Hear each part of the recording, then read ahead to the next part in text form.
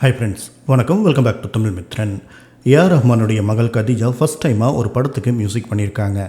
இந்த படத்துடைய pre release event நேற்று நடந்திருக்கிற நிலையில் இந்த ஈவெண்ட்டில் கலந்துக்கிட்ட ஏஆர் ரஹ்மான் தன் மகள் பற்றியும் படம் பற்றியும் ரொம்பவே எமோஷனலாக பேசியிருக்காரு. பூவரசம் பிபி, சில்லு கருப்பட்டி, ஏலே, லோனர் சொல்லிட்ட பல படங்களை டைரக்ஷன் பண்ண ஹலிதா சமீம் டைரக்ஷனில் உருவாகியிருக்கிற படம் தான் மின்மினி. இந்த படத்துக்கு ஏஆர் ரஹ்மானுடைய மகள் கதீஜா மியூசிக் பண்ணியிருக்காங்க. இந்த படம் நாளைக்கு ரிலீஸ் ஆக இருக்கிற நிலையில் படத்துடைய ப்ரொமோஷன் ஈவெண்ட்டில் கலந்துக்கிட்ட ஏஆர் ரஹ்மான் கொஞ்சம் எமோஷனலாகவே பேசியிருக்காரு. அவர் என்ன சொல்லியிருக்காருன்னா, இந்த மாதிரியான கதையை நான் தமிழில் இப்போ தான் ஃபஸ்ட் டைமாக பார்க்குறேன்.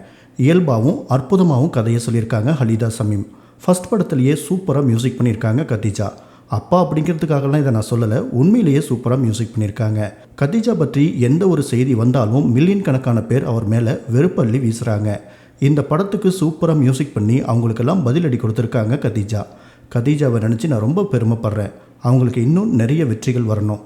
சமீப காலமாக எல்லா படங்கள்லேயும் வன்முறைகள் அதிகமாக இருக்கிறதால தமிழ் ரசிகர்கள் சோர்ந்து போயிருக்கலாம். அவங்களுக்கெல்லாம் இந்த படம் நிச்சயமாக பிடிக்கிற மாதிரி இருக்கும். நிறைய ரசிகர்கள் இந்த படத்துக்கு வருவாங்க அப்படின்னு படக்குழுவினரையும் தன்னோட மகள் கதீஜா பற்றியும் பேசியிருக்காரு. ஏஆர் ரஹ்மான் பேசிகிட்டு இருக்கும்போதே கதீஜா ரொம்ப எமோஷனலாகி கண் கலங்கிட்டு இருந்தாங்க.